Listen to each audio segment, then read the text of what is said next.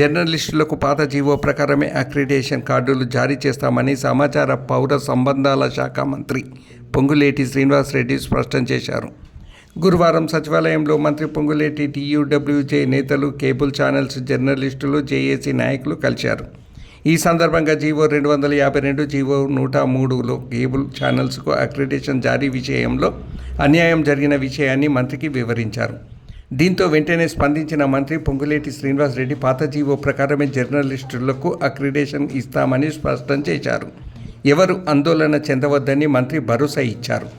మంత్రిని కలిసిన వారిలో టీయూడబ్ల్యూజే ప్రధాన కార్యదర్శి అస్కాని మారుతి సాగర్, కెంజు ప్రధాన కార్యదర్శి A Ramana Kumar, city cable MD Sivaramakrishna, MSO సంఘం నాయకులు Vanga Srinivasareddy, cable channels JAC నాయకులు కడకంచి వెంకటేష్, హెచ్వి చలపతి, దేవేందర్, అరవింద్, బ్రహ్మం, రాజేష్ తదితరులు పాల్గొన్నారు.